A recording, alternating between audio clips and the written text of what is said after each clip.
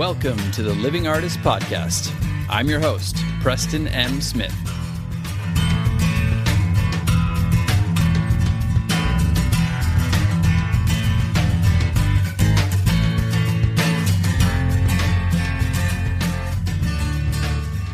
Hey, everybody.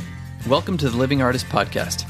I'm Preston M. Smith, at PMS Artwork everywhere on internet land and socials. I want to thank you for landing on this podcast. Whether you're a professional artist, just getting started in the art world, a collector of art, or just consider yourself a creative person, this podcast has something for you.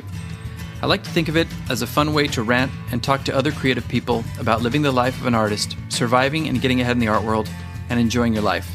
But most importantly, not waiting until you're dead to make it happen. All right, let's get started.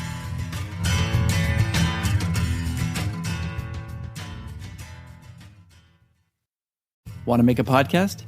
Spotify's got a platform that lets you make one super easily, then distribute it everywhere and even earn money, all in one place for free. It's called Spotify for Podcasters, and here's how it works. Spotify for Podcasters lets you record and edit podcasts right from your phone or computer, so no matter what your setup is like, you can start creating today. Then, you can distribute your podcast to Spotify and everywhere else podcasts are heard. Video podcasts are also available on Spotify, as well as Q&A polls to take conversations with your fans to the next level. With Spotify for Podcasters, you can earn money in a variety of ways, including ads and podcast subscriptions. And best of all, it's totally free with no catch. I'm personally getting a lot out of Spotify for Podcasters, and I highly recommend you give it a try. Download the Spotify for Podcasters app or go to www.spotify.com/podcasters to get started. How are you, Annie?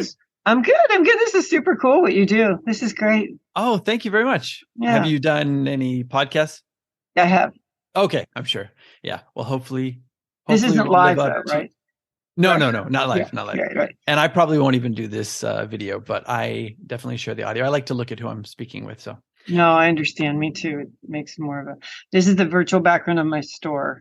Yeah, I can't find the factory one, so it's kind of okay. It looks beautiful. I can see all the glassware.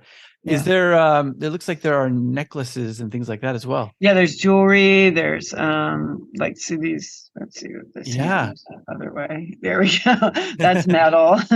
There. That's metal stuff. And oh yeah. we have like a baby section back in there. All that white thing. Those are baby clothes and things like that. So. Oh wow. Yeah, it's a real store. You can't just sell your own stuff. Right. So is that built in with the factory there as well? And then it's in the factory, and we have something called the craft bar. Like this weekend, I'm actually going to take a workshop with an artist I admire. She's doing a collage workshop, and oh, cool. Here, we call it the craft bar, and we had a wine and beer license, and we kind of had to close it all up over COVID because because of COVID, and then we needed this space because of COVID and all the nonsense with the supply chain. We needed the space to buy in much bigger quantities than we normally would. So, oh wow! So we had to take the bar apart, and half of it's in my house. I guess that's yeah. I was gonna say, I thought you were gonna say somebody got really hammered and started breaking things. No. We'd love to be able to put it back in, but it's just whatever. We'll see. Goals for the future, right? You got to roll with the times. You got to roll with the punches. Yep.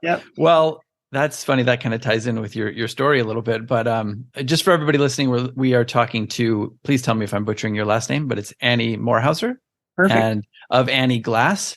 She's a California-based artist, glass artist, and business owner. Annieglass is the business, which we're looking at right now. You can't see it, but maybe sometime I can put a little clip on YouTube and just show the background a bit for people. But you can check her out on her website. We'll give you all those details. It'll be in the description.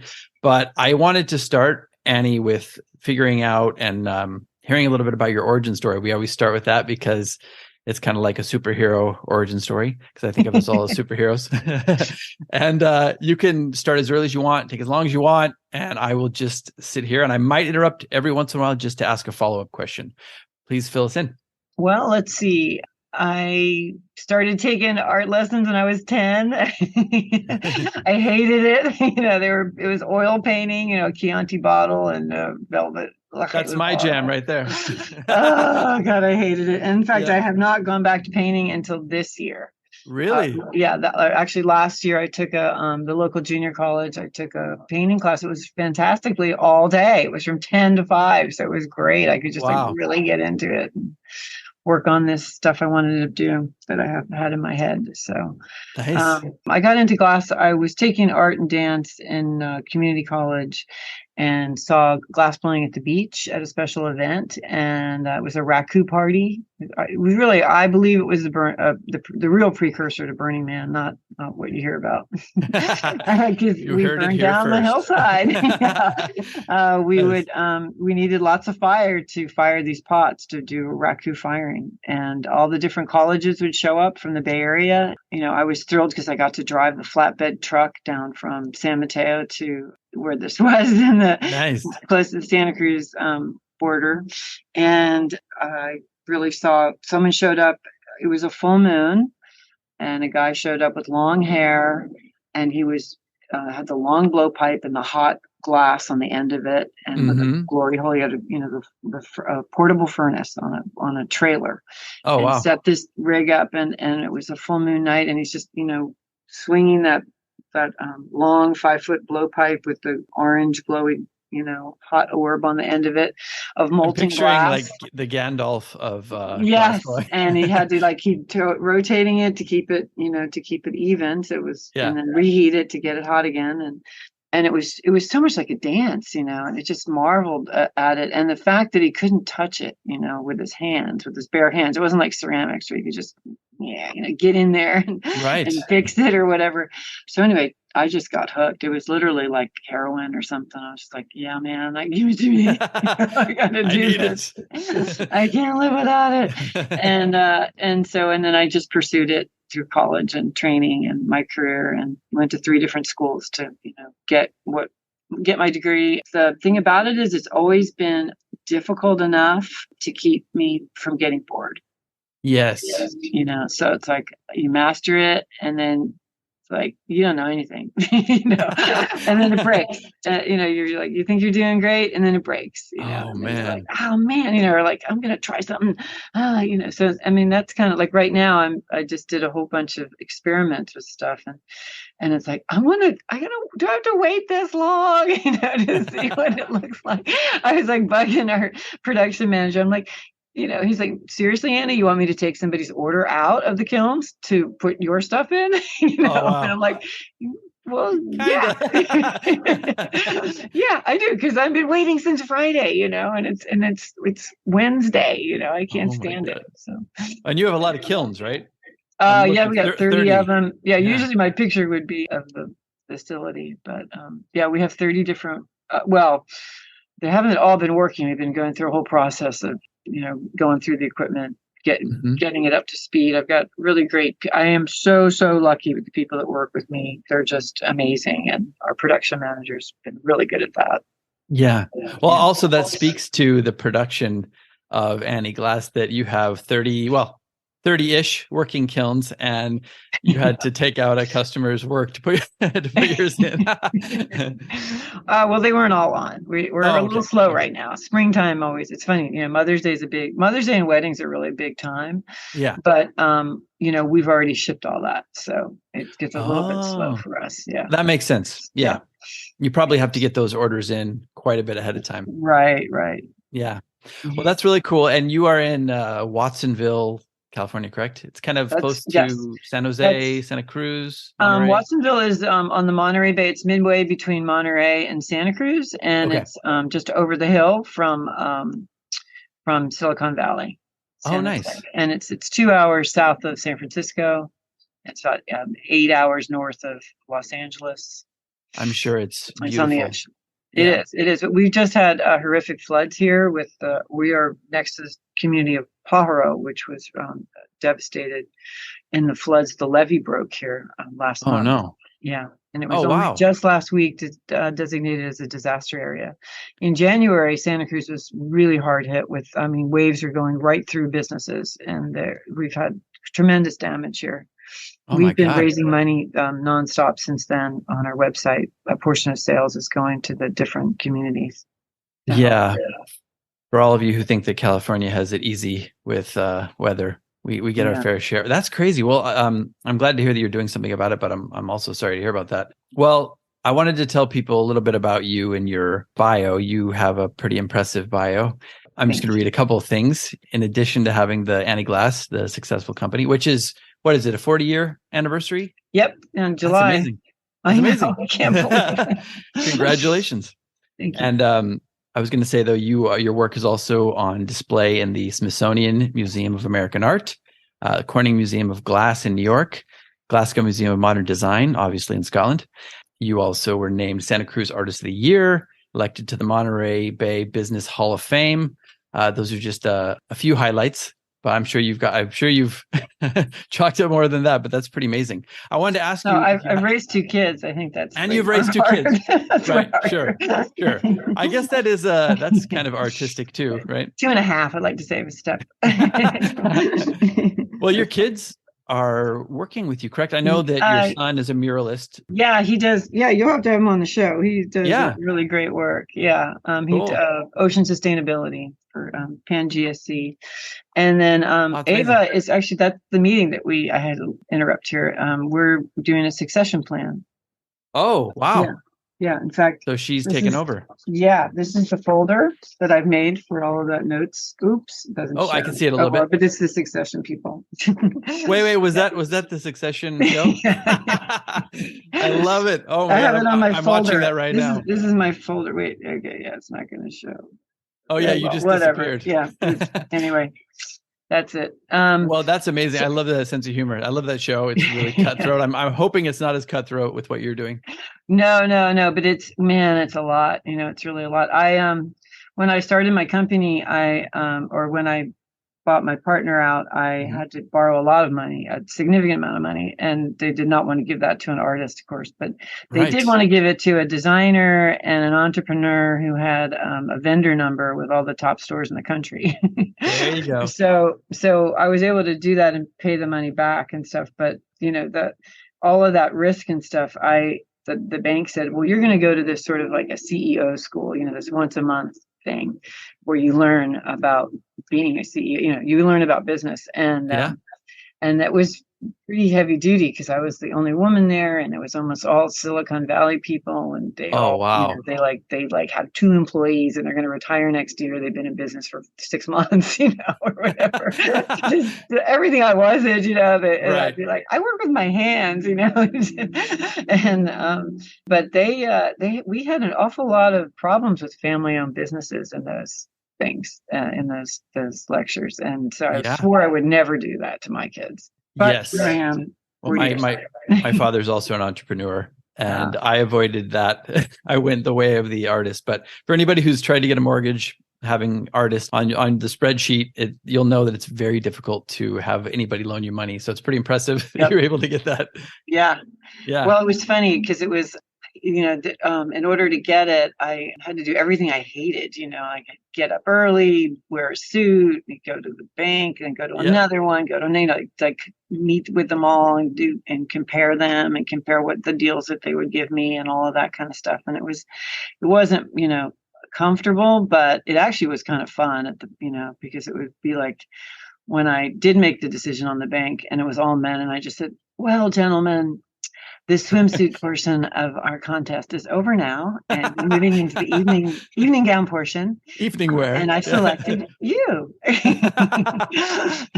Oh, that's perfect. Yeah, wow, I'm sure it was even more of a boys' club back then, right? Way.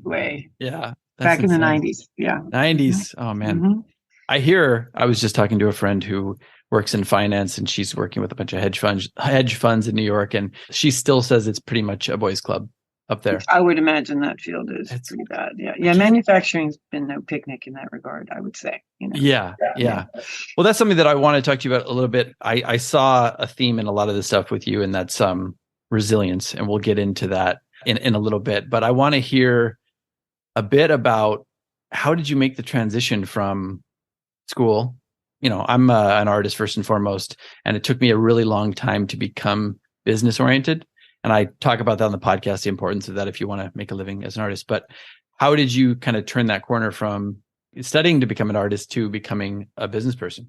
Well, I graduated from the California College of Arts and Crafts in 1979. Now it's called the California College of the Arts. It's in San Francisco. And I did not get a lot of training in, how to make a living or money or even how to ship glass, once you sold it, but I was really fortunate that a glass gallery had opened up in Santa Cruz where I was spending my summers with my surfer boyfriend. And I saw that, I got a job there and I knew I could rattle off everything. I knew, how everything was made. And I actually had even met some of the artists in the past, particularly the Bay Area ones. And so I saw this business end, oh, God, these guys are so arrogant. They're such jerks. They're saying you have to pay in advance or you have to pay in 10 days. Like, what's net 10? Net 10 means you get it 10 days after you receive it. You have to pay. Right. And, it's like, well, geez, this is really easy. It's just like, give them net 30 and be nice, They call and say, hey, it broke. I'm like, okay, well, we'll call UPS, or whatever. It's like, just be normal, not be arrogant. And that was a big change, evidently, in the rules. Really? And so it was really easy to succeed in that regard, And then also I've had super great people behind me the whole time, And I have to give credit to my ex-husband, Michael Reinhold, because he had no art background and he was much more about the business part, And when I was in art school, his friends would say, hey, I want to buy, one of those prints. Was a printmaker. And I go, oh, don't just take it. And they're like, no, we want to pay you. And I'm like, no, just take it. And then he'd say, Annie, they want to buy it, And then we'd have a discussion later. And he'd say, well, how much did it cost you to make it? I go, I don't know. And he goes, well, we'll guess. And I said, $5, and I rolled my eyes, like I didn't want to talk about it, And he goes, well, so how much you want to charge him? I go, oh, $5. That's what I spend it on. Anything more would be terrible. That would be, I would be taking advantage of them, and he's like, no. Like maybe mark it up 2 more times, like, okay, get 15, ask for 15, so that was my early lessons and they were, brutal, but, being we all in need somebody like that. Yeah, exactly. We all need somebody like that. We definitely do. And I'm very grateful that I had him. Being in a high cost business like this, high cost of making the glass itself is not as expensive, but the gold and platinum certainly are. Oh my God. And the intense amount of labor, like each piece has about 8 steps to it. So there's a lot of labor involved. And of course we're in California. So we are in the one of the least conducive places to do business in high tax states. Yep. Yeah. I've had offers to buy the business, and that has always been the issue. It's like, well, you can't keep it there. Right. Oh, man. I wanted to ask a little bit about the process. I don't know a lot about glass work and glass blowing and all that. I only know, I went to school in Gonzaga University, and we had a bunch of Dale Chihuly pieces there. I don't know if I'm saying his name right, but he had all of the sculptures hanging from the ceiling, all the winding sculptures. Yeah. That was pretty much my introduction to glass blowing. I don't know if you ever rubbed elbows with Dale, but yes. You did? Oh, okay. Yeah, but I was wondering if you could tell us a little bit about some of the process. I watched the YouTube video on your website, which was fascinating. And I know that you make molds and stuff for the plateware, but if you could tell us a little bit about the process. Sure. I know it could take up a whole other podcast. No, not at all. The process is called slumping. So just think like when you slump in a chair, you slump in a recliner. Okay. So that's what the glass does into a ceramic mold inside the kiln. The heat and the gravity makes it melt, and then it starts to slump into the recliner of ceramic. So what we do is so that we start with the glass that's flat.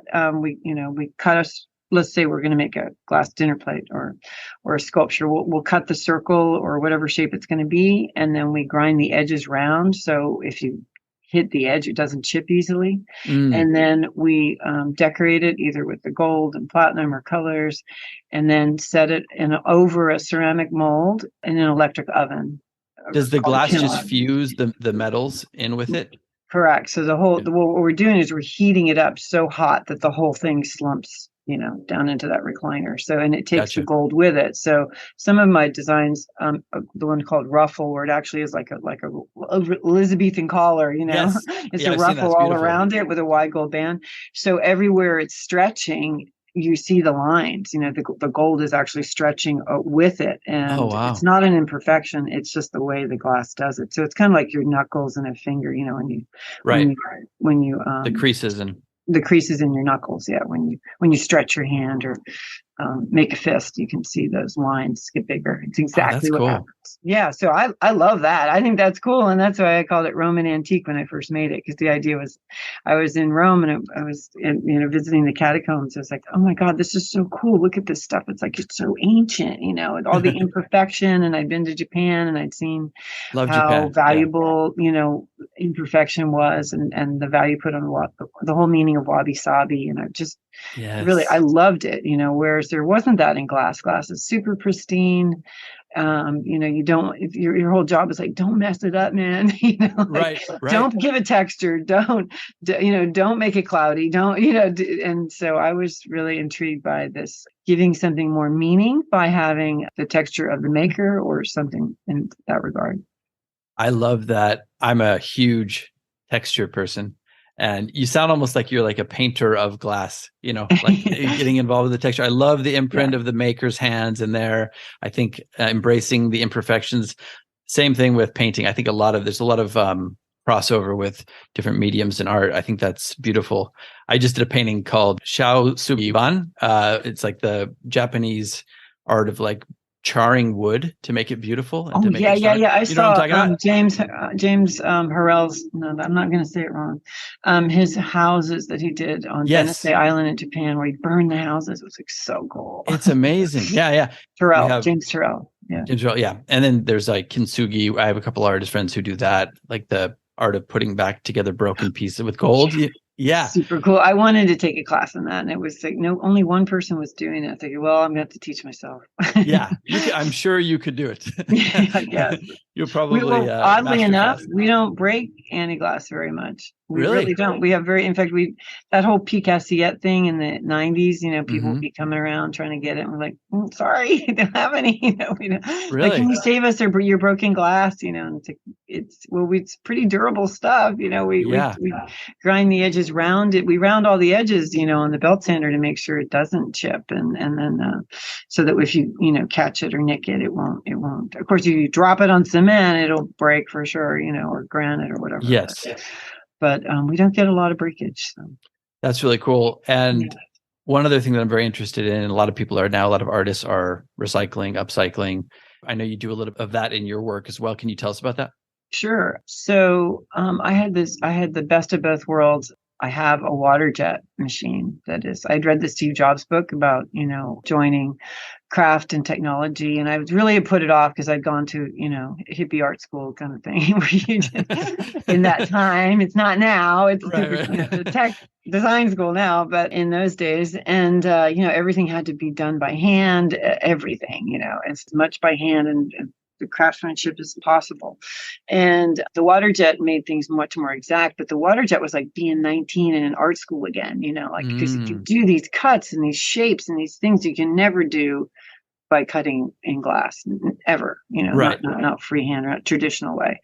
And so that, was an incredible thing. And then all of the waste, it reduced the waste tremendously, because normally if, like, say you cut a 6-inch circle, you'd have to have another 6 inches on 3 inches on either side for the circle to go around and not go shoot off into the perimeter. Oh, interesting. That's why glass is so hard to cut. Yeah. People find it's like, and you need this big perimeter to make it go where you want it to go. And it's almost like they have the negative space around a print. Correct. Yes, exactly. Okay. Exactly. Yeah. Mm-hmm. So this eliminated that. It was great, so I didn't have that much waste. And at the same time, the factory was about 60 miles away, 70 miles away, and they wanted all the scrap because I kept it clean. I didn't, so we would just stockpile all the scrap glass. They'd send a truck or a middle guy, probably.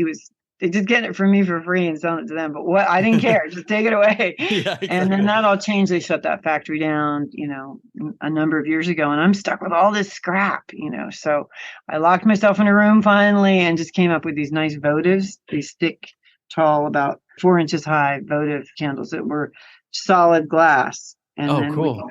and they were just beautiful. We cut the water jet out, we cut the center of them out. And it was just gorgeous the way they glow and all. But they took like 5 days, Yeah. to anneal. So they weren't exactly, ecologically sensitive in any, shape or form. They use more Right. energy than anything else. But I figured that we, along with, again, the great people that work for me, figured it out, made them thinner, made them smaller, but different design. And we have a set of trivets and cheese boards called Elements. And that's on our website at annieglass.com/elements. And you can Nice. see it. Yeah. Yeah. So you can check everything out at annieglass.com. And then your Instagram is also at Annieglass, correct? Correct. I'm following it, but I have so many, handles in my head. Yes. But at Annieglass, you can see a lot of stuff, including some wonderful pictures of you in the hippie stages. Yeah, we've been doing a lot. Yeah, the women, the month, was it Women's Month or something? Yes, yes. They'd like to tease me about that. Those are the only two pictures I have of those like 30-year period, pretty much, of working with glass. Well, yeah, in college. I mean, you didn't take pictures of yourself. That's true. Then in those days, I mean, that just nowadays, it's hard to get away from them. No, you can actually sacrifice the work a bit by being too conscious of that aspect of it, like capturing the moment. I would agree. Yeah. Well, and I think I remember hearing you did a little bit of dumpster diving for some glass at one point, right? Because I do that too. I did. Well, I was a scholarship student. I was on food stamps, when I went to art school, and when I went to college, and when I left, it's not like I got any more money, Right. And my mom was from Italy. She had lived through the Depression, so she was always saving things and reusing them, and we're like, don't throw that out. That's so good, or whatever. Yeah. And so I thought, maybe I could go to the glass place and I could say to them, hey, you got anything that's scratched or you're going to throw out? So, I mean, first I went to the dumpster and I looked in the dumpster and just pulled that out. And we were doing that in art school too, honestly. By the way, and by the way, I'm saying that as a compliment, not as a knock, because I also, I love doing that. And I think that's something that what artist doesn't, right? Right, exactly. No, I was poor too. Only way I could do art supplies was by putting it on a credit card and racking up debt. So I just started going to art. Thing. Yeah, I started going to Blick and places like that, just going to the back and say, do you have any thrown away, palettes or canvas or anything that I can use and put together? And it became kind of a signature for me, and I love it. So when I saw that, I was like, oh yes, that's awesome that she does that. But anyway, but he caught me diving in the dumpster and he said, no. And so then he would save me stuff, which was great. That's cool. And he'd say like, okay, I got this. Yeah. Frank Farquhar from Santa Cruz Glass. Wonderful man. That's amazing. I owe him my business pretty much, because then it was like, I guess I could actually buy glass somewhere, and he told me where, and it was, but I didn't. And he said, it's a case. You can buy a case, but it was never, he wasn't going to train me. He had his real job. So I was like, how much is the case? Okay. And I ordered a case, and they told me it weighed a ton, which I was like, okay, I don't know anything. I'm a 21-year-old idiot. I have no idea. And they mean that literally. They bring it with a truck, with a boom truck on the back, with a crane. And then they pick this crane up, they take the thing and they put it down on the boardwalk in front of my art studio, and it goes right through the boardwalk because it weighs 4,500 pounds and the boardwalk is not going to hold it. And it goes right through that. Landlord comes running over, sees it. Then they get it up out of there with the crane. They bring it into the building, and then they, with cases of glass like that, they lean it so that it won't, they have to lean it at an angle because you can't leave it upright. It'll fall either way. Yeah. So they lean it with this little dinky thing that looks like a crowbar. They just push this thing and push the whole thing back. Well, that thing went right through the sheetrock. Really? Of course, the landlord wasn't leaving, until I was like in my car and gone. He did not trust me. But I was a tenant there for a really long time, for 16 years. And every time he'd leave to go to Europe, to his home in France, I'd take the roof off and add ventilation, or, do something mischievous. Water the plants or something. No, just to, grow I was always kind of behind the 8 ball. I didn't need any help selling Annieglass. I needed help making it, to go from a one of a kind to doing quantities, to sets like dinnerware that people can put in the dishwasher. It's completely different than doing glass art. and Yes. having FDA approval, making sure the people on the other end that are opening it up don't have to assemble it. The people that work in the store that are unpacking on the loading dock, shipping to Neiman Marcus, and knowing half of it's going to get broken, so Oh figuring my out a God. whole boxing system so that nothing will get broken, just all of these details, which, were great for somebody who could be easily bored if it was too easy to do things. Yeah. So that was helpful. Well, it stretches you a little bit. Definitely. I had a question here, but I completely got sidetracked with something else. Oh, you're and now you're on the board of Yes. California College of Arts, right? So I came on the board about 20 years ago, and they shortly after that time they started an MBA program, Masters of Business. It was the first, and they called it the DMBA, the Design Masters of Business, and they were the first art school in the country to have one. And oh, wow. Really? Yeah, which was fabulous. Yeah. And I was a big champion for that program for the board. I was like, we need this. We're like, wait, why does art school need need an MBA program? That's crazy, but being in Silicon Valley, I mean, it's certainly helpful. And that Stanford has the D school, the design school nearby.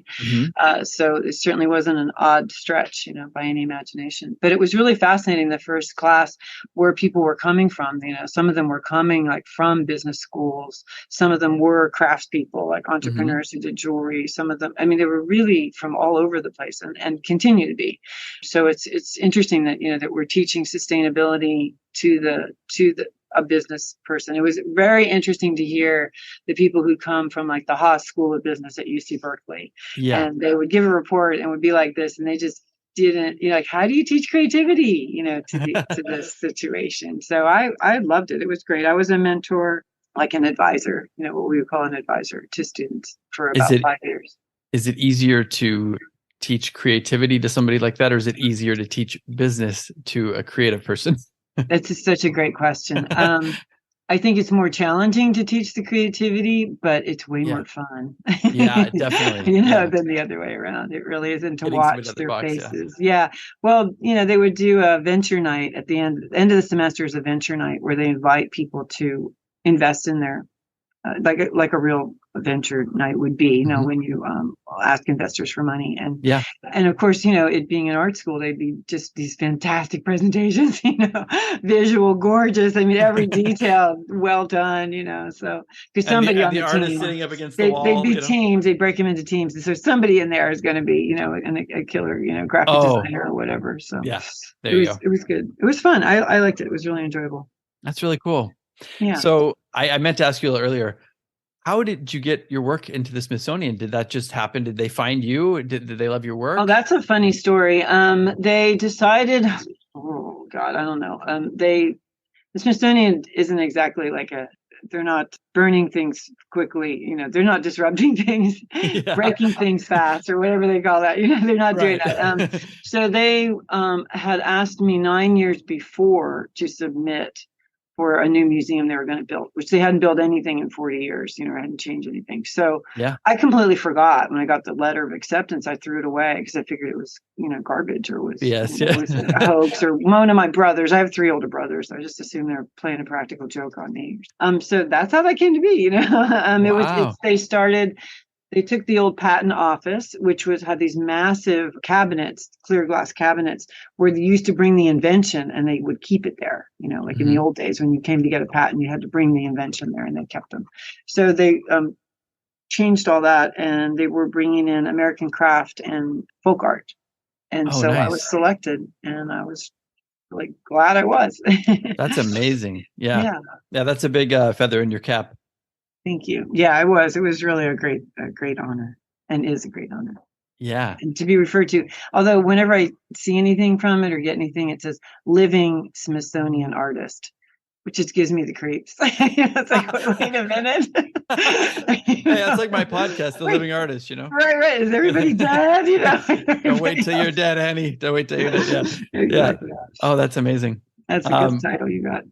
Yeah. Well, I always got so frustrated by that. I think when I came up, it was like, oh, you're never going to make any money till you're dead. It was like people love to say that to you and joke and laugh at it. And I was like, it's really not that funny. It's demoralizing for an artist. And then I also got the whole tortured artist stigma. So I played that up for a while, and I realized that wasn't getting me anywhere. So we know what, and I agree. And I bought into the one about like, oh, well, if you're an artist, then you can't be any good at money, right. And that, No. oh, we could have a whole podcast on that. In fact, you can invite me back about that, because Yes. that just burns me up like you wouldn't believe. And so I know when I first started my business, I was working in a gallery, and the business owner is a friend. He said, Annie, I will pay for you to have an accountant, because that is what's going to be your downfall. He goes, if it's anything, that'll be the number one thing. Like if you don't pay your taxes, or you don't pay your payroll taxes or whatever, he goes, let me do that for you. And I'm like, that's, you don't have to do that. That's okay. But I got it. I mean, I really got that message loud and clear. And so always did that. And then the accountant, I'd be like, I don't understand what she's talking about, And then I finally said, well, what if you made like a pie chart? And then I can understand it. Like the numbers, like compare it from year to year or month to month or whatever, but just show me, in a graph, show me in geometry, not algebra. That's kind of how it was, right? I was better at geometry than algebra. So show me that way. And then it wasn't that hard. In fact, then it was like, oh, this is easy. This is kind of, oh, cool. And also we're talking a little bit. I mean, I made $3,000 my first year. So it wasn't like, that's like me. Exactly. Yeah. Well, it almost feels like a conspiracy to artists, almost to keep them ignorant about how to make money.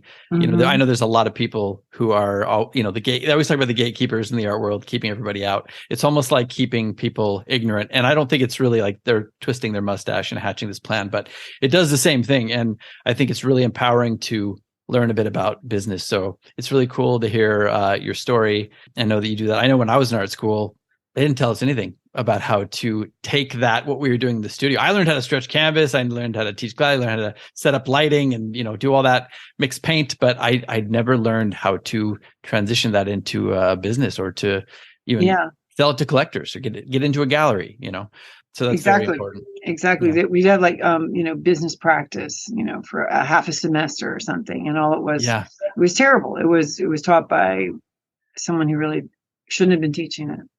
Somebody who should not have been teaching it. Yeah. Who didn't have. Well, it wasn't relevant. Yeah. But but also too, I think it's our responsibility as artists, to not accept that bullshit. I mean, it's just BS. Yeah. Sorry, I'm not just a curse. No, you can curse. I can curse. Okay. Curse. Yeah. Okay then. I curse all the time. Do you want to start over? But I think it's our responsibility. It's just like part of what we're doing. Like, hey, our presentation's going to be gorgeous. And we're going to do things. We're going to get it in one piece to where it's going. Yeah. These are all part of the job, no matter what you're doing. It's just communicating with the collector / customer, following through, doing what you say you're going to do, and just the thing you said earlier about being nice. I mean, that goes a long way. It sure does, doesn't it? It's crazy. Yeah, it really does. No, they actually call that customer service. Yeah, right. I have a whole episode on customer service. Right. How you can differentiate yourself just by going that extra, whatever inch, mile. It doesn't have to be a mile. That's amazing. Well, I love to see that you went from kind of artisan to you're almost like the Warhol now of the factory. You got your own factory now. But I also love that you don't have to put your hands on any of this stuff anymore. So I love to hear that you're Oh, sure I do. Oh, yeah. It's I do like 3 jobs here. I do like marketing, design, and the president stuff. Yeah. Because president just means all the stuff nobody else wants to do. Right.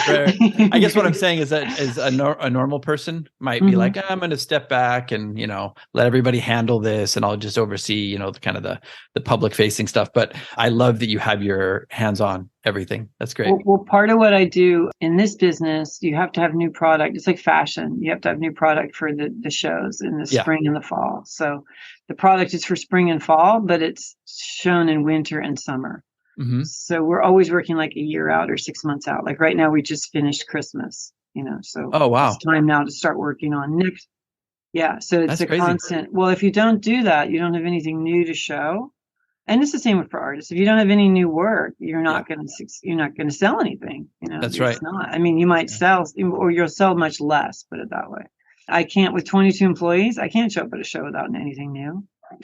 or with, with a family to feed, or, tuition or whatever, or Yeah. braces or whatever, It's you so can't, that's true. not a luxury that I can enjoy, I mean, I wouldn't call that a luxury. I think too, that is, the reason you get up out of bed in the morning, right? It's like to try that new thing, oh, maybe Mhm. it sucks. It's terrible. Okay. I've got a whole mezzanine full of projects that never worked, but it's Yeah.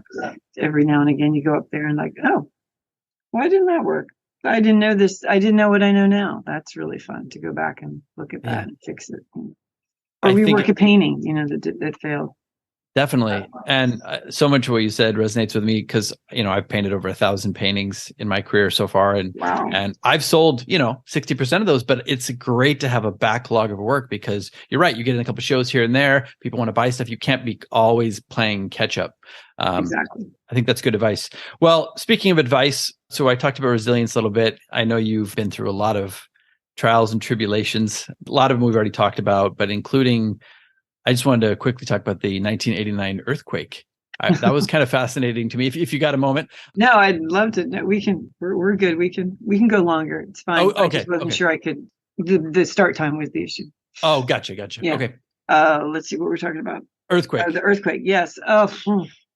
Well, luckily, I was married to a surfer, and it was like this epic day, just like super warm, October 17th, 1989.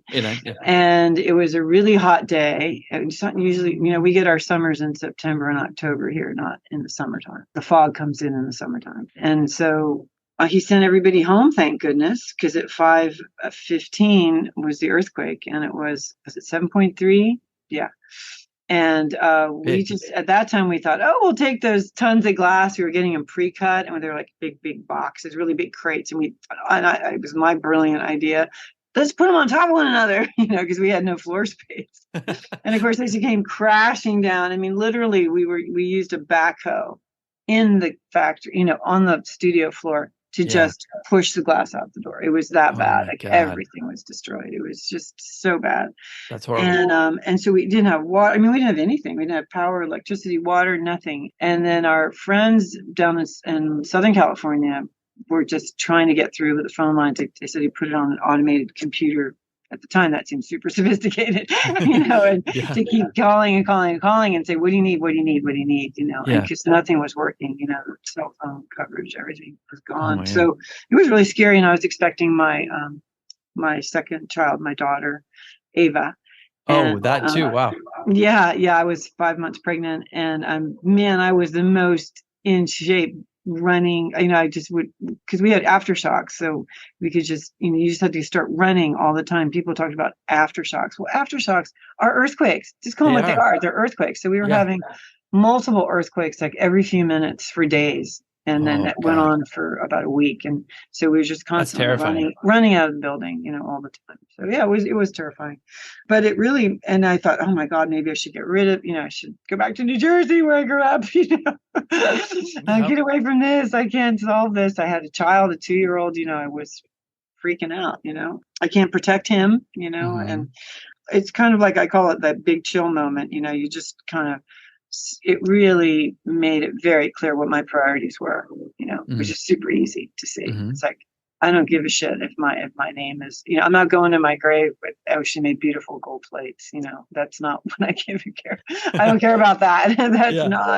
That's not it. It's how I treat people. It's how people react. It's more about the people than it is about anything else. And the money part has been nice, and the taxable living is more like it. The tax, right? The what do I call it? The tax deductible lifestyle. That's nice. That's certainly nice. But I have to work here every day. It's just like I have to work here too. I want good coffee in the coffee machine. I don't. It's not people find it novel, but for me, and I think it's really unique to artists. We're used to working in crappy conditions, like cold warehouses where the rent's cheap, and drinking tea all day to stay warm, or having the giant kerosene lanterns or whatever to keep you warm, but you can't do that with employees. You can't ask people to do that. So I think we have a scrappiness that nobody else has. Yeah. that really belies entrepreneurship and just it's our passion. So anyway, the earthquake led me to really know what my passion was and just to stick to that. And figuring out priorities. I Yeah, love figure out that. priorities. Yeah, just a lot of the reps that sell my stuff would always be like, "Oh, you could make a line of tableware and candles and sheets and towels and this and that." I'm like, no, I can't. I'm not passionate about them, and if I can't make them here in my own studio where I know what they're going to look like and put my Yeah. name on it, I'm not making them. Sorry, nope, not doing that. Artistic integrity. Yeah, Yeah. That's amazing. When I was hearing about the earthquake, it reminded me of, so many of the artists that I have loved. And, you talk about Chagall's studio burning down and things like that. It's just finding, I always use this word, the gumption to kind of get back up, start over, start again. That's tough. I mean, hearing you talk about it is one thing, but doing it and living that must have been demoralizing. Oh, it was very demoralizing, and I mean, I've had a lot of challenges like that. Like when my former husband and I split up, I had to buy him out, of business and go borrow that money. And I was like, I have that under my resilience too. Yeah. Yeah. I mean, that's like super, super scary. And then go it alone and then buy this building. I bought a $1 million warehouse. It's like what? Huge leap of faith. I'm just used to having a little studio, to go from having your studio in your guest room, a little kennel in the guest room, to 16,000 square feet of industrial space and an acre and a half. Yeah, it's a huge difference. But denial has been my best friend all along. It just kind of sits on my shoulder and whispers in my ear, "This is nothing. This is a little nothing. Healthy dose of denial never hurt anybody. This is nothing." Yeah, but you're right though. Having that, going from having a small space where you're basically kind of creating for yourself to going to a huge warehouse where you've got employees and you have to pay back a bank. That's a lot of stress. So a little denial helps, but also, like I was saying, a little gumption. It sounds like you have the right work ethic, obviously, to be able to support do it. And support. I had a lot of support and friends and family, and gave me the confidence to know I could do it. That's amazing. Yeah. Well, I was going to ask you for some tips for artists for resilience, but we kind of covered that based on just talking about it. But if you want to share something else, you can. I always found it was easy. Like early on, I always want to ask somebody who's done it, rather than somebody who hasn't done it. Like I remember when I was going to buy this building, asking my godfather, who was a realtor back east, but I realized he never taken these kinds of chances before, and it's like, he's not the right person to ask.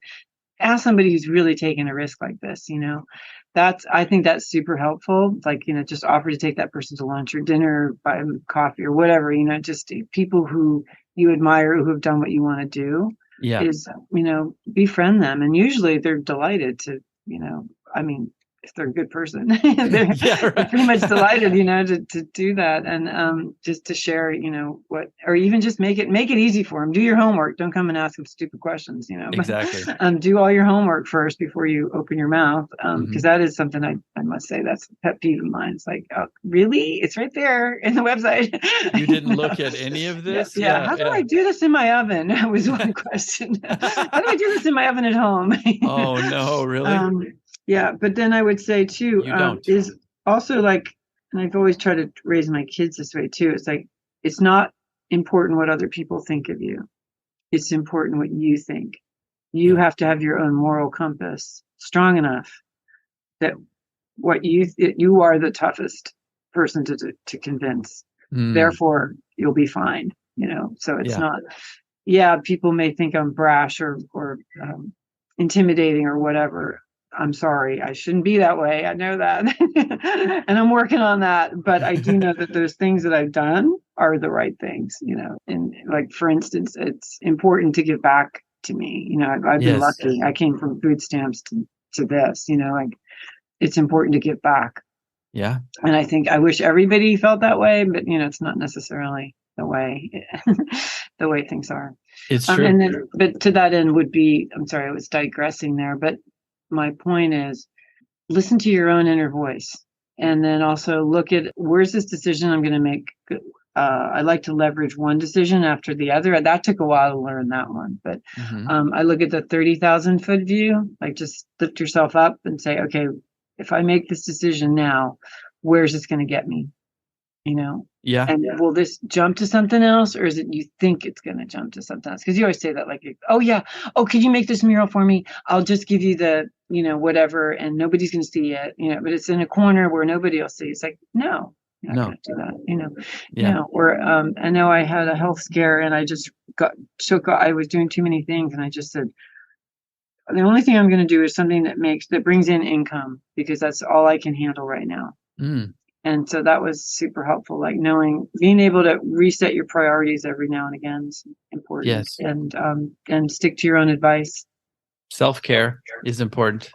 Yeah. Anybody who listens to this podcast knows that I've been going through my own little health problem for about 2 years, and I've really prioritized self-care, and it's made a world of difference. Yeah. If you're not healthy, you can't do anything.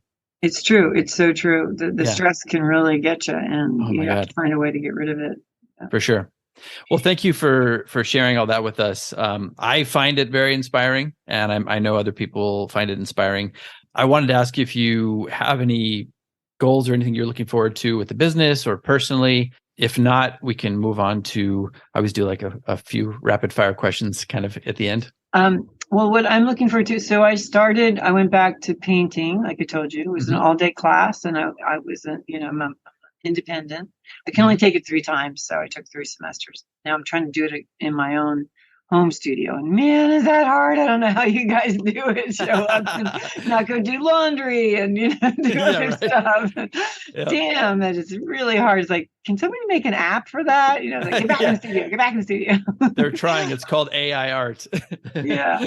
And I got to ask you though, are you doing oil? Are you doing acrylic? What kind of? Well, no, I'm doing it on glass, and it's acrylic. And the reason I enrolled was because I was really at a dead end. I didn't know what I was doing. I was not making any progress. I'm trying to make it look like I've been in a writing workshop for 2 years now, since COVID, and take some of the writings and make it look like you're reading a young girl's diary. Like, I shouldn't be looking at this. And so I'm obscuring it on the glass, and kind of like voyeuristic a bit. Hopefully. But then, what happens is I engrave it, and then I cover it, and then it get, it's super random when you're covering it up. And then if you put tape over it so you can, as a stencil, then it looks really artificial, so you can see the square. And then even if I paint it in again, it still looks artificial. It just, and then I was like writing in the glass backwards, right? So you could see it, and it looked like it had a stroke, it didn't, but it was kind of cool. Actually, I really like that. It's weird looking, but I definitely have been trying to write like a young girl would write, like the sort of old school penmanship kind of thing. Oh, that's cool. Yeah. And then, so there's certain, and I call it triggers. So there's certain words that you see and certain ones that you don't see.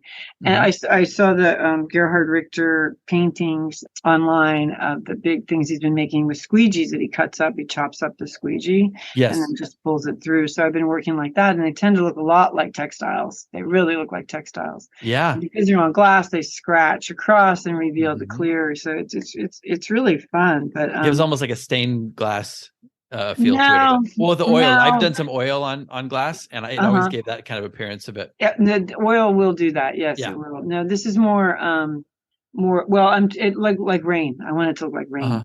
So cool. Monochromatic. Yeah. And now, are you doing these specifically for yourself? Just yes. Oh God. Yeah, no. I mean, maybe once I know what I'm doing. I haven't figured this thing out yet. So it's got could be a new Annieglass line. Out. Yeah, wall decor. Yeah, we'll see. Yeah. It's called triggers. Okay. The words, you have to find those words in there within the painting. I love it. Is some of it diving into your own past or psychology? Yeah. Yep. Okay, cool. Yeah. That's very personal. So I'm sure it'll be trauma. Yep. That's something I know a bit about too. It's the fuel that keeps us going, I think, in a lot of ways. And it's cathartic to get it out and to express it. Is there anywhere we could see it when it's done? Probably I would maybe put it up on I would imagine I will eventually be working towards, once I figure out what it is, I might be selling them. So then they would go on. I don't know. We'll see. Okay. Well, we'll keep an eye out for it. Yeah. That's awesome. I'm really excited about that. That's cool. Yeah, I love to hear. It's nice to have something just for me. Yes. It's not for sale. Yes, for sure. Yeah. That's hard, because that's another balance we have to strike, right? Exactly. Once you start selling your work, and then it's like, what's sacred to you still? Well, let's move on to the rapid fire questions if you have some time. Any biggest failures? Oh, I only talk about this because we learned from it. All right, we'll pick one or two, whatever. We can do it part 2 on failures. I do. There's a lot of times I've done lines, like additions, like at the last minute, just to have something new, that was not good or not effective or, not saleable. And it just seemed like I was like dancing as fast as I could, kind of deal. So I got to get this out. I chose to I spent a lot of money to open a store in Silicon Valley it was open for 2 years, and then we had to get out of there. There's just no way. It was really a bad choice. I did not do enough research, or I did the research and I just didn't want to hear it, didn't listen. Just thought, oh, it's going to be different for me. The denial on the shoulder. Yeah. Well, no, it just seemed like I think I'd listened to the wrong people. Being over here in Santa Cruz, this particular shopping district would seem like a tourists go there, but the locals don't, and so the locals don't shop there. So that the locals drink there when the store's closed and eat dinner and stuff and watch movies, but they don't. That's all they do. So that was kind of seasonal, very expensive mistake. Yeah. Was it a seasonal thing? Like people would come in and buy for certain seasons and then it would dry up? I mean, they wouldn't even come in and buy because they were really, there were other brand names there. So they're looking for brand name stuff. So they didn't understand, and they certainly didn't understand it was handmade in the United States. Got it. Okay. Yeah. But that led you to what you're doing now, I'm assuming. Which is, just all under one roof. Yeah. It's all under one roof now. And then we started the craft bar where you can come and do workshops. Yeah. And make things. You can make glass or ceramics or what have you. And I'm actually going to take a workshop this weekend with an artist who I admire her work. So I'm excited. Is that through the craft bar? Yeah, my Annieglass craft bar. So do you have a different person leading it each time? Yeah, we do. Well, not necessarily, but we have a really popular watercolor artist who comes back a lot. And then my daughter teaches a succulent workshop. Oh, cool. Yes, you get it in an Annieglass planter, which is pretty fun and easy. Anybody, any skill level can do that. And then I teach one too with ornaments at the Christmas time and also for plates. Nice. We'll be setting that up. If anybody's interested, can they sign up for that on your website? Oh, yeah, please. Definitely on annieglass.com. We have a workshop and events along the top. Okay. On the homepage, you can see. Cool. Yeah, they're ongoing. And you get a glass of wine or beer with it or soda, whatever you imbibe. And they're at 1:30 in the afternoons until 3 o'clock, 3:30. And then you get a discount to shop in the store and you get a free tour of how we make everything. Very cool. We give free tours anyway. But we pay special attention to our craft people that are there. That's great. A little peek behind the curtain. Yeah, exactly. They're very popular. The tours are very popular. Other big mistakes. Let's see. Sometimes, like I've learned the hard way, like I waited too long to get out of something that wasn't a good situation. Like I keep trying to throw stuff that maybe it's the artist in me. I can make something good out of this, and I'll try. We tend to be stubborn. Exactly, we do. We tend to be stubborn, and we tend to hold. Oh, I heard a great one. Toxic perfectionism. Ooh. Isn't that good? That's good. Toxic perfectionism. So that's definitely where I will just try to keep working on this thing where nobody gives a shit about it. Yep. What I see is like hugely important. No one else does. And so I've been lucky with the retail store as a buyer. I'm not anymore now. My daughter is, but she'll bring me in, as a pinch hitter, for like, hey mom, I need a couple, statement pieces. Go find me something, Oh, nice. And so that's great. There's a lesson about buying for retail, and it's don't buy what you love, buy what sells. And it's an absence of ego that is required, I think. And I think with employees too, an absence of ego is necessary so that, they'll be loyal to you and also feel that you earn their respect rather than just because they have to.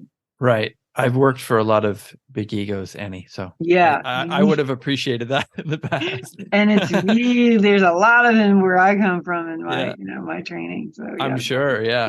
Well, yeah. it's interesting you were talking about that because there was a little parallel there with what you're talking about. Excuse me. Have you learned to let go and accept some of the process too, like the toxic perfectionism in your work at all? Or is it Oh my still God. something that Yeah. Well, drives you? so for instance, I mean, people listening aren't going to be doing this, but I'm going to take an orange and I'm going to take a computer mouse. And I'm going to say, okay, so the computer mouse is when everybody says, how come we don't have designers work with you? Or, and they'll come and they'll do something beautiful and have a gorgeous drawing. And they'll say, here, this is what I want you to make. And it's this computer mouse. And then when we go to finish it, we're like, oh, here, this is what we made.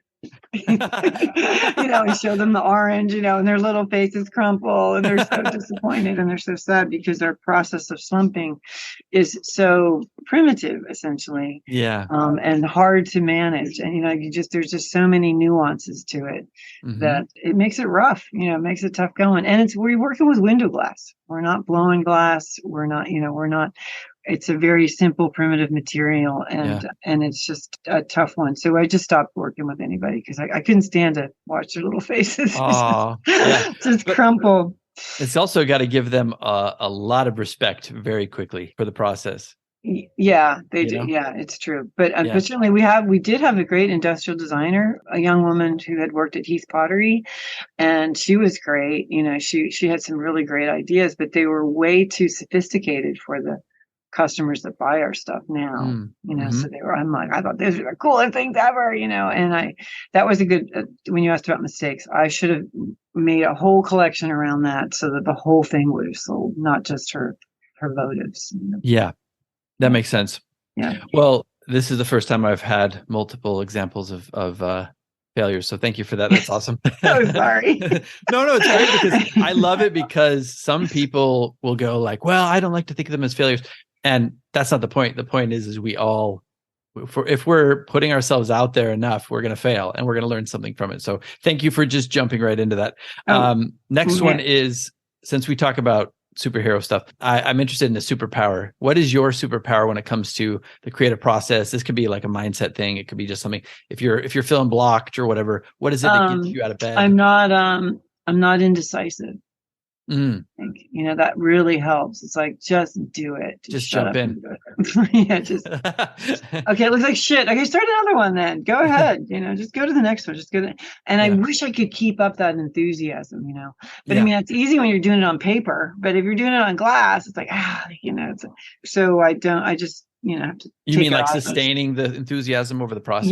Yes, sustaining it. And then what you said about failure, I forgot. That in fact, I'm not invited anymore to speak to young students because I tell them, go out and fail. Just go screw it up. Just go do it, man. Just go do it. So you have a really low center of gravity. It's like you're going to fall off that bike when you're a little kid versus an adult. Just fall. Just go. You'll know you learn your boundaries then. You'll learn what you're good at and what you suck at, but you won't do that unless you fail. Is a great expression. So success is a very bad teacher. It is. Yeah. It is. And but anyway, I'm not invited to any more of those. I would have loved to have that because that's what we need nowadays. Everybody has bumpers on, Yeah. I just had an episode called Hormesis, which is like about putting little stressors on the body so it can adapt and grow. And I'm telling you got to do that in your artistic career. You got to do little stress. You got to push yourself out of your comfort zone here, not to a dangerous, no, but it's so true. Like, for instance, I have a friend and he taught me and I've adapted it to myself. He goes, I don't give scholarships to A students. I never give scholarships to A students. I give it to the B and C students because they're going to hire the A students. The B and C's are taking all the risks. The A never take any risks. They don't want to, scorch their record. They want to stay looking great. They don't want to fail. We don't want that. We want people who can take risks, who can fail. And artists take risks every day. And I love that about artists. They don't care. They just go for it, man. It's one big risk, Yeah, exactly. Yeah, I know. It's like when I quit my day job, same thing. It was burning the boats, It's just like, well, okay, hopefully this works out. Yeah, fingers crossed, right? Yeah, I mean, obviously I'd done the work up to that point. It wasn't just, I was just throwing myself out into the abyss with no planning, but it's still a leap of faith. So I remember that. That's super scary. Had a mortgage, leaving the gallery, like, Oh my God. Coming down there at night, working Yeah. only at night after working in the day job. It's like, I can't leave my day job. Yeah. Yeah. Well, it's Tough. very tempting to stay. And it's fine. Like it's not for everybody either. If you want to be Mhm. an artist and do it on the side, it's fine too. But Exactly. I wanted to ask you one more, and this is advice to young Annie. This can be at any age. Oh, it's so good. Mm. At any age. And you can Oh. do multiple if you want. Oh, at any age? Okay. The beauty of being 65 now is I have the experience, I have the knowledge and the experience. I have a lot more knowledge and technical know-how, put it that way, the material and circumstances perhaps. And I have more patience to know when to do it. Whereas Mm. before it was always like bullet through a brick wall, Yep. got to do this now, just urgent. Everything is urgent, Yeah. dancing as fast as I can kind of thing. And I think that's the lesson to the young Annie is just be patient, go slower, Yes. break less things.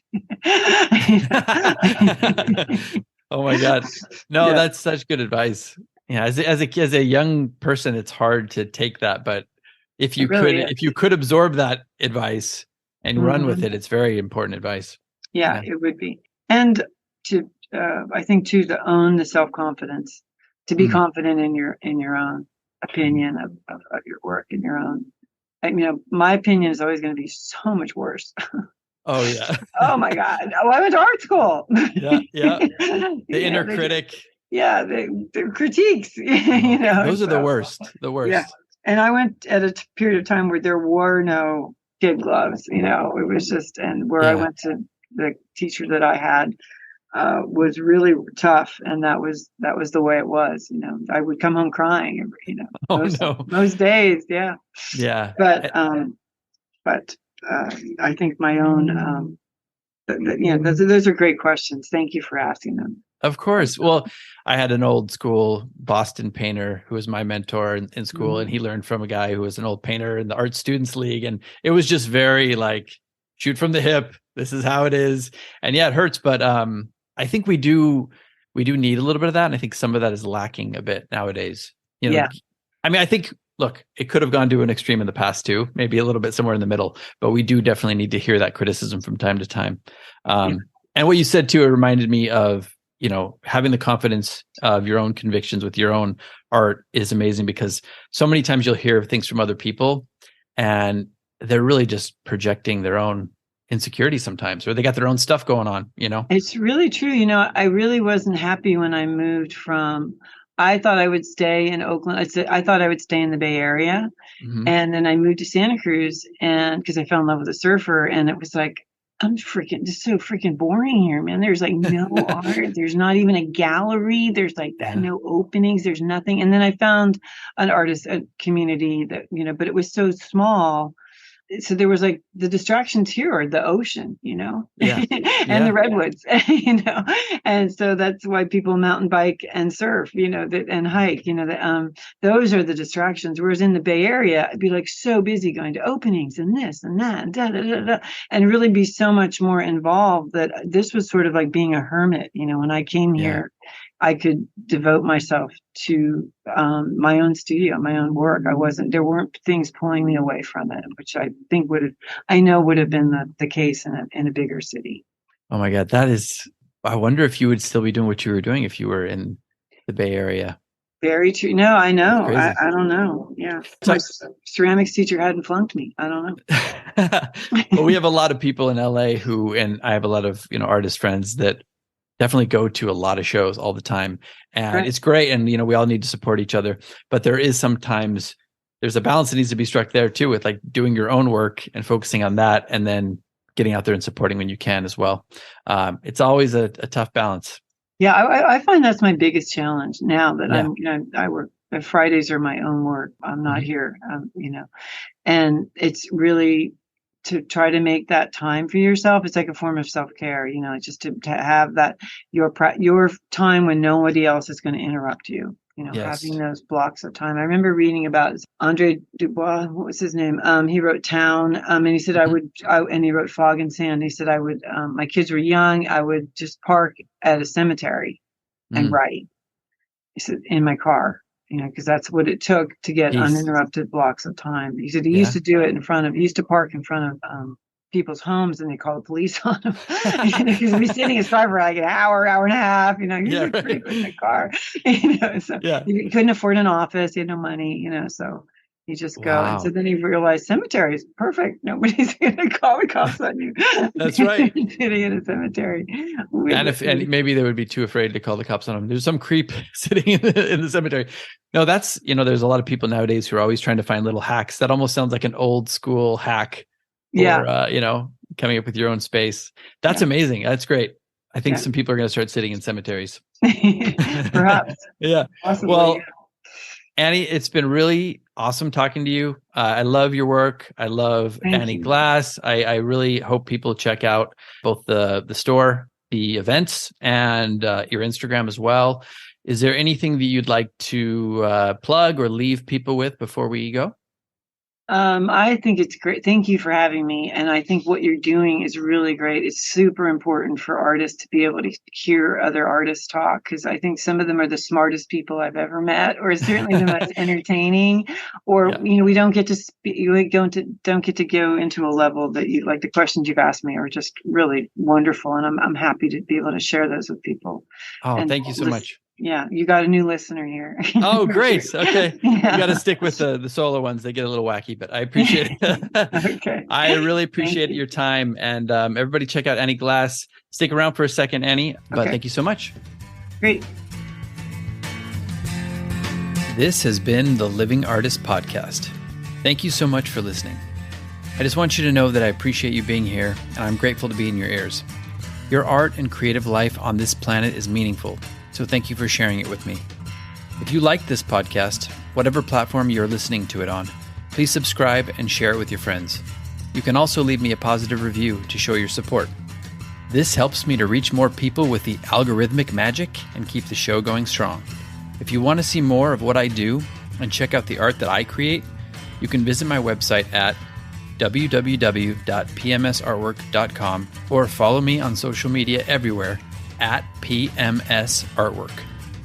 That's it for now. See you back here next time.